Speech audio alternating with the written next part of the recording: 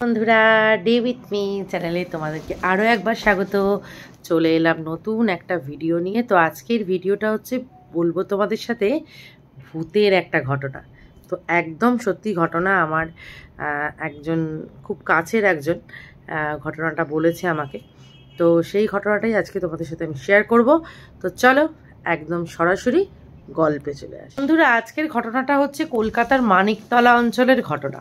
তো ঘটনাটা ওখানে আমাকে একজন অনেক দিন আগে ঘটনাটা বলেছিল। অনেক দিন আগে মানে 1-1.5 মাস আগে বলেছিল ঘটনাটা। তো আমি তো এরকম বিভিন্ন জায়গা থেকে ঘটনা শুনে মাথার মধ্যে রেখে দিই, পরে সময় পেলে সেটা তোমাদের সাথে শেয়ার করি, তোমরা সেটা জানো এবং তোমরা শুনতে এটা খুব ইন্টারেস্টও। তো যাই হোক, তো চলো একদম না বকে একদম ঘটনাটা শুরু করি। তো কলকাতার একটা ফ্ল্যাটে, মানিকতলা অঞ্চলের একটা ফ্ল্যাট, একটা সেকেন্ড হ্যান্ড ফ্ল্যাট আমার একজন পরিচিত কিনেছিল। তো কেনার পরে বেশ অনেক দিনই চলে গেছে, কোনো অসুবিধা হয়নি। বেসিক্যালি ওদের যে ফ্ল্যাটের মধ্যে কোনো সমস্যা হতো না, কোনো সমস্যাই ফ্ল্যাটের মধ্যে ছিল না বা কোনো দিনও হয়নি। কিন্তু যেখানে সমস্যাটা হলো, তোমরা ঘটনাটা বললে তবে সেটা বুঝতে পারবে। তো একদিন আমার বন্ধু দুপুর 12টার সময় ছাদে কাপড় শুকুর দিয়েছে। ঠিক আছে, তো বন্ধু তো বলেই ফেললাম তোমাদের বলতে বলতে। যাই হোক, একটা বন্ধুই আমাকে বলেছে এটা। তো কাপড় শুকুর দিয়েছে, তো সেই কাপড়গুলো তুলতে ভুলে গেছে। ঠিক আছে, কাপড়গুলো তুলতে ভুলে গেছে। এবার যখন মনে পড়েছে তখন রাত্রির 11:30 পৌনে 12টা বাজে। তখন হঠাৎ করে মনে পড়েছে যে ছাদে জামা কাপড়গুলো দেয়া আছে, সেটা তো আমার তোলা হয়নি। তো তখন হঠাৎ ও একাই যায় ছাদে এবং ছাদ থেকে জামা কাপড়গুলো খুব তাড়াতাড়ি করে তুলতে থাকে।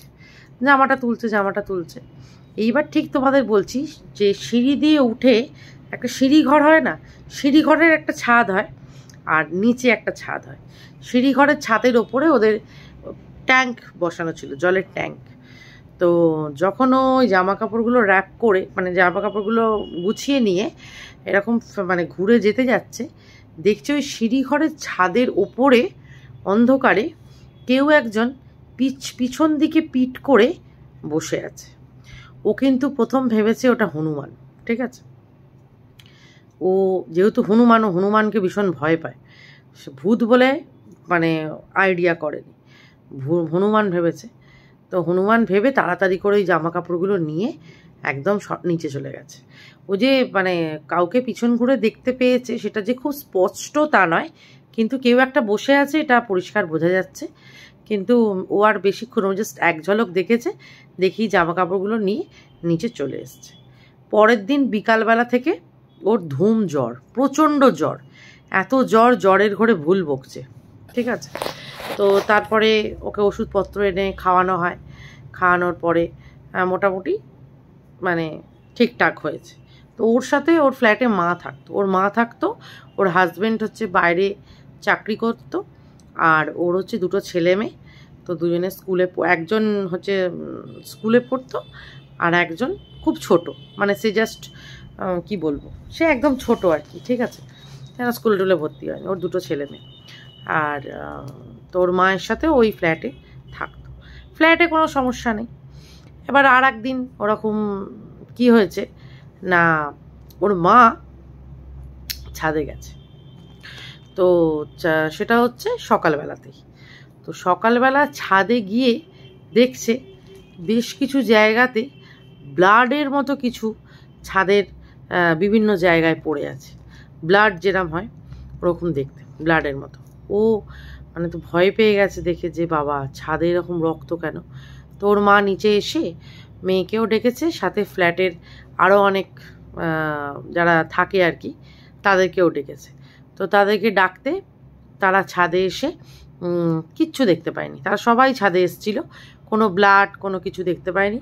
এবং ওকে সবাই মিলে বকাবকি করে যে ফালতু বকছে, বুড়ো মানুষ হয়তো ভুলভাল দেখেছে। যাই হোক, সেদিন থেকে ওর মা একটু ভয়ই পেয়েছে, ওর মা ছাদে আর ওঠে না। কিন্তু বেশ কিছু জায়গায় অনেকটা করে রক্ত পড়ে থাকতে কিন্তু ওর মা দেখেছিল। এবার দেখো, এগুলো হচ্ছে সবকটাই শোনা। ঠিক আছে, এটা যার সাথে ঘটে সেই একমাত্র বোঝে। ফ্ল্যাটে হয়তো প্রচুর লোক আছে, অনেকেই দেখতে পাচ্ছে না, অনেকে আবার দেখতে পাচ্ছে। এটা ডিপেন্ড করে মানুষের অরার ওপর। মানুষের অরার ওপর ডিপেন্ড করে যে সে নেগেটিভ এনার্জিকে দেখতে পাবে কি পাবে না। সবাই তো বুঝতে পারে না। এক সেকেন্ড। যাই হোক, তো আরেকটা মানে আরেকটা নয়, এখন ওই ঘটনাটা শেষ হয়নি। তো তারপরে ওরা বেশ কিছুদিন যাবৎ হয়ে গেছে, সেরম কিছু আর বুঝতে পারেনি। তো ওরা কিন্তু অ্যাকচুয়ালি থাকতো 5 তলার ঘরে, ঠিক আছে, একদম শেষ ঘরটাই ওদের, আর নিচে ফ্লোর ছিল আর তার উপরে ছাদ। তো একদিন ওর 2 ছেলে মেয়ে ওরকম ছাদে খেলছে, ঠিক আছে, খেলছে এবং দুজনে কথা বলছে। তো ওর মা একজনকে ডেকেছে, যে ছোটোজন সে নেমে এসছে, ঠিক আছে, সে নেমে এসে বলছে যে দাদা ওপরে আছে। বলছে তাহলে দাদাকে নামিয়ে নিয়ে আয়। বলছে না, দাদা তো একজনের সাথে গল্প করছে ছাদে, ঠিক আছে। বলছে দাদা ছাদে গল্প করছে, কার সাথে, কেউ আছে আর? বলছে হ্যাঁ, একটা বাচ্চা মেয়ে আছে, তার সাথে গল্প করছে। তো ওর মা, মানে আমার যে বন্ধু আর কি, ও আবার ছাদে উঠে গেছে। ছাদে উঠে গিয়ে দেখছে যে ওর ছেলে একদিকে মুখ করে কথা বলছে, কিন্তু সামনে কিন্তু কেউ নেই, ঠিক আছে। তখন ওর মানে এবারে ওদের একটু ডাউট হচ্ছে যে মা ব্লাড দেখতে পাচ্ছে, ও দেখতে পাচ্ছে কেউ একটা পিছন ঘুরিয়ে বসে আছে, যদিও সেটাকে হনুমান বলে পাত্তা দেয়নি, কিন্তু এখন দেখছে যে ওর ছেলে কার সাথে গল্প করছে। তো ওর ছেলেকে ডেকেছে, ডাকার পর বলছে যে না আমি বলবো না। বলছে কি বলবি না, তোর সাথে কে কথা বলছিল, তুই একা একা এরকম পাগলের মতো কেউ কথা বলে? বলছে হ্যাঁ আমি একাই কথা বলছিলাম। ওর ছেলে কিছু বলতে চাইছে না, ওর ছেলের বয়স হচ্ছে, মানে ওর ছেলে ক্লাস 7-এ পড়তো, 7-এ পড়ে আর কি। আর ওর মেয়েটা একদম ছোটো, মানে 5 বছর 5.5 বছর এরকম। ও মনে হয় এখন, মানে এখন হয়তো স্কুলে পড়ছে হয়তো, যাই হোক আমি ঠিক জানি না ব্যাপারটা। এইবারে এইটা 3 দিন মানে এরকম কিছুদিন হয়েছে। ফোনের একটু প্রবলেমের জন্য আমার মানে ক্লিপটা কেটে গেল। তো এবার পরের দিন মানে আরও 3-4 দিন কেটে গেছে, সেরকম কিছু ওরকম দিন চলে যাচ্ছে, সেরকম ওরা গুরুত্ব দেয়নি। তো একদিন রাত্রিবেলা ওরা সবাই শুয়ে আছে, ঘুমোচ্ছে, দেখছি ছাদের ওপরে ধুম ধুম করে মনে হচ্ছে কেউ যেন শুট মারছে, মানে কেউ যেন ফুটবলে লাথি মারলে যেরকম আওয়াজ হয়, একটা জায়গাতে বলটা লেগে সেই বলটা আবার ব্যাক করে আর একটা দেয়ালে লাগলে যে আওয়াজটা হয়, ধুম ধুম করে আওয়াজ হচ্ছে। তখন বাজে প্রায় 1:30-2 বাজে, ওরকম আওয়াজ হচ্ছে ছাদের মধ্যে। ওরা চুপ করে শুনছে সবাই, ঠিক আছে। এইবারে বাড়িতে যেহেতু কোনো বেটা ছেলে নেই, ওরা একদম সাহস পাচ্ছে না ছাদে গিয়ে দেখার যে কে আছে ছাদে, কে এরম দৌড়াচ্ছে। তোর মা প্রথমে বলছে দেখ হয়তো কোথাও থেকে কেউ হয়তো কিছু ছুঁড়েছে অন্য ছাদ থেকে, ওদের পাশাপাশি তো সব গায়ে গায়ে ফ্ল্যাট, ওখানে ওই অঞ্চলে তো গায়ে গায়ে ফ্ল্যাট, তো হয়তো দেখ পাশের ছাদ থেকে হয়তো কেউ ছুঁড়ে কিছু ফেলেছে। তা ওর মেয়ে বলছে রাত্রির এখন 2 বাজে, কে পাশের ফ্ল্যাট থেকে ছুঁড়ে ফেলবে, আর ক্রমাগত আওয়াজটা কিন্তু হচ্ছে, ঠিক আছে। ওরা চুপচাপ ঘুমিয়ে পড়েছে। তো এইরকম কিছু ইনসিডেন্ট ওরা প্রায়ই বুঝতে পারতো, যেমন এই কেউ ঢিল ছুটছে, কেউ বল খেলছে, ওর ছেলে একা একা কথা বলছে, ছাদে মাঝে মাঝে রক্ত পড়ে থাকছে, এরা বিভিন্ন রকম ইনসিডেন্ট। ওদের ঘরের মধ্যে কোনো কিচ্ছু হতো না, যা হতো ওই ছাদটার মধ্যে হতো, ঠিক আছে। এবং যেহেতু ওদের নিচে অনেক লোক আছে, ওরা সব থেকে ওপরে, তাই প্রভাবটা কিন্তু ওদের ওপরেই পড়েছে, মানে ওরাই বেশি বুঝতে পারতো। বাকি লোকেরা তো আওয়াজ হলে আর শুনতে পাচ্ছে না, ছাদের আওয়াজ তো আর একদম নিচের ফ্লোরে যাবে না, 4th ফ্লোরে 3rd ফ্লোরে যাবে না, 5th ফ্লোরের লোকেরাই ছাদের আওয়াজ শুনতে পাবে। তো এরকম হতে থাকছে। তো তো ও এখন গেছে হচ্ছে একজন ওখানকার একজন জানাশোনা আছে, তাকে ডেকে এনেছে। সে হচ্ছে ওই ভূত প্রেত এইসব নিয়ে আর কি পড়াশোনা করেছে, ঠিক আছে। তো তাদের কাছে গেছে, তাকে ডেকে এনেছে। তারা বলেছে যে তুমি এক কাজ করবে, আমাকে নিয়ে চলো। তো সে যখন ছাদে গেছে, সে ঢুকেই বুঝতে পেরেছে যে একটা প্রেত, মানে একটা প্রেত ছাদে কিন্তু আছে।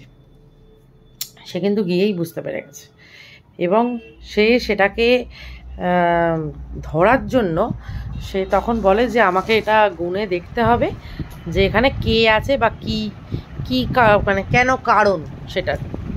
তো লাস্টে দেখা যায় যে ওই ফ্ল্যাটটা, মানে এটা লাস্টে বেরিয়েছে আর কি। দেখো প্রসিডিওরটারও অনেক কিছু ওরা করেছে, সেসব তো এত আমি ভিডিওতে তোমাদেরকে বলতে পারবো না। আমাকে যেটুকু বলেছে আমি সেটুকুই তোমাদের বলছি। পরে ওরা এদিক ওদিক থেকে জানতে পেরেছে, বা ওই যিনি এসছিলেন তিনিও খানিকটা বলতে পেরেছেন। তো তিনি এবং চারপাশ থেকে খবর পেয়ে জানা গেছে যে ওই ফ্ল্যাটটা যখন বাড়ি ছিল তখন ওই বাড়িতে একটা একদম 5 থেকে 6 বছরের একটা বাচ্চা ছিল, ঠিক আছে। যে বাচ্চাটা ছাদ থেকে পড়ে যায় এবং ছাদ থেকে পড়ে গিয়ে মারা যায়, ঠিক আছে। এবং মানে এইটাও জানা গেছে যে সে যে ছাদ থেকে পড়ে গিয়ে মারা গেছে, এটা কিন্তু তার জেঠিমা বা জেঠু কেউ একটা তাকে সম্পত্তির লোভে ঠেলে ফেলে দিয়েছে, এটাও জানতে পেরেছে, ঠিক আছে, তান্ত্রিকটা।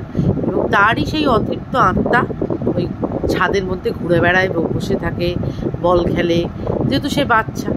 তো মানে তুমি মানে এটা থেকে একটা জিনিস ভাবার, যে সম্পত্তির লোভ এমন লোভ যে 4-5 বছরের একটা বাচ্চাকেও মানুষ ছাড়ছে না।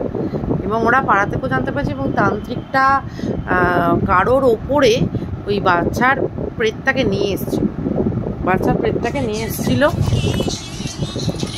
তো সেই কিন্তু এসে বলে গেছে যে ওই সেই নিজে থেকে ছাদ থেকে পড়ে যায়নি, মানে দুর্ঘটনা নয়, তাকে ঠেলে ফেলে দেওয়া হয়েছে। এবং তার পরবর্তীকালে ওর বাবা মা দুজনেই চিন্তায় মারা যায়।